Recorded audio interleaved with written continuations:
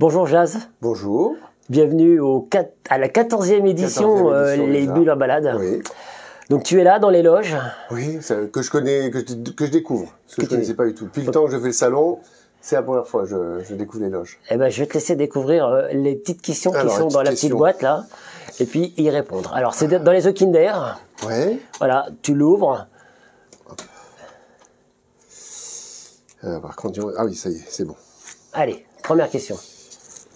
Alors, quel est votre retour d'expérience sur votre premier projet? Alors là, faut remonter. Sur mon premier projet par rapport à mes premiers albums, donc peut-être sur cet album-là. Ok, Parce l'étrange que je suis rencontre.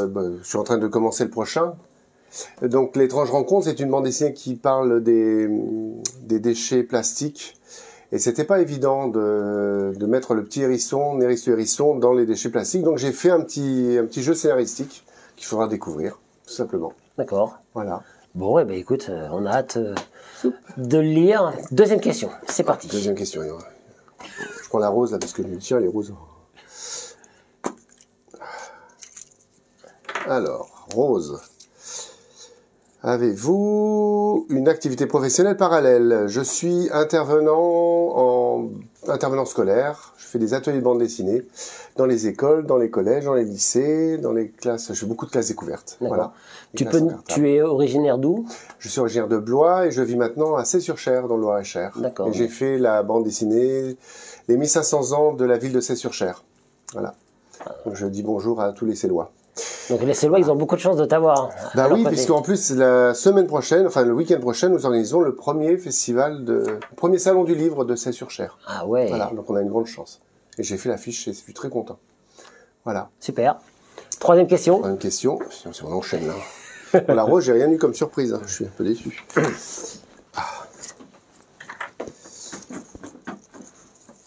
Avez-vous un univers de prédilection?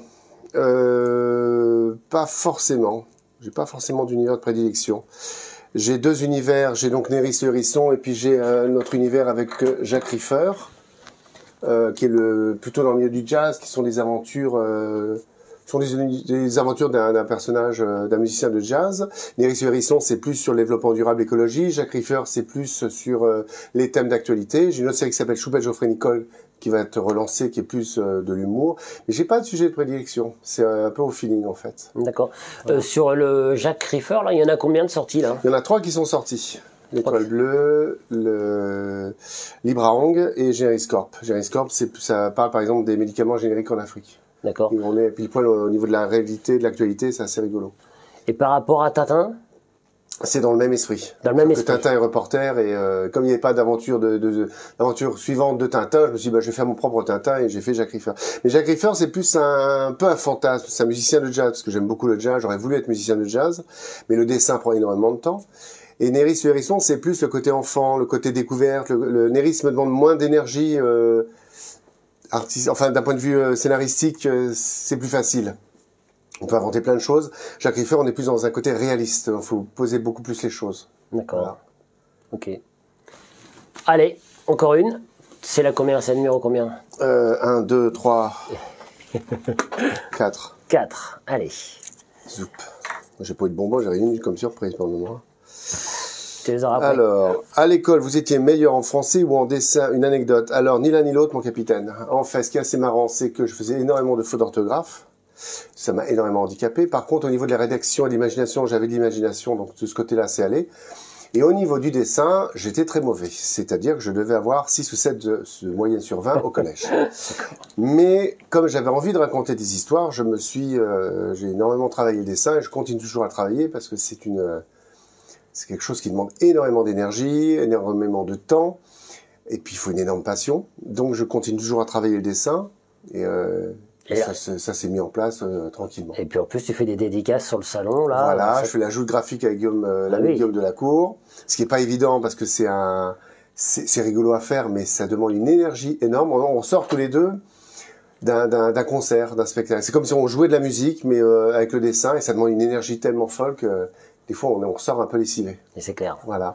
Déjà que tu me disais que tu étais un peu fatigué, alors... Oui, oui, parce que je suis sur le prochain album de Néris le hérisson qui s'appellera Curieuse Disparition. puis je suis en train de mettre des affiches en place. Je suis en train de travailler aussi.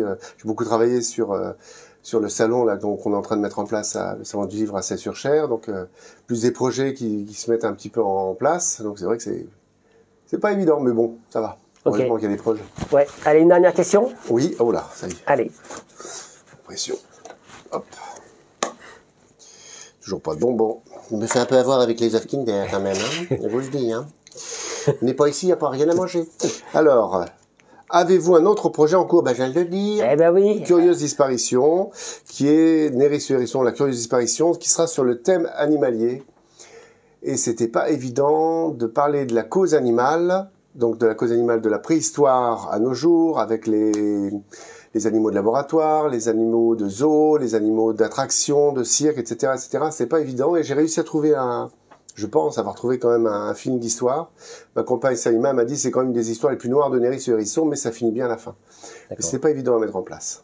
Ok. Donc là, tu as ramené 2 BD, donc oui. Jacques Riffer et puis donc les aventures de... et Néris le Hérisson. Voilà, donc t'en choisis une ou tu nous fais les deux, c'est comme tu veux. Un petit pitch sans tout nous dévoiler. Ah, le petit pitch, bon, je veux parler de l'étrange rencontre parce que c'est toujours le hérisson. C'est le personnage qui marche le mieux. J'ai une chance énorme, c'est que ce personnage-là marche bien. C'est un petit hérisson qui, Néris se fait téléporter carrément dans une des 3 à 4 îles plastiques, puisqu'il y a 3 ou 4 îles plastiques dans le Pacifique. Donc il fallait que je trouve donc comment le faire téléporter ici avec ce petit vaisseau spatial. Voilà.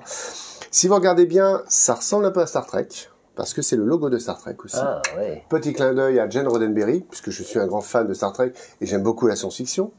Donc voilà, donc c'est cette histoire-là qui est en train de se mettre en place tout doucement et qui est à découvrir. Voilà, j'en dis pas plus. Merci beaucoup, Jazz. Merci à vous. Et à très bientôt et très bonne fin de salon. Merci beaucoup. Puis venez au salon de Luisan, hein, c'est important.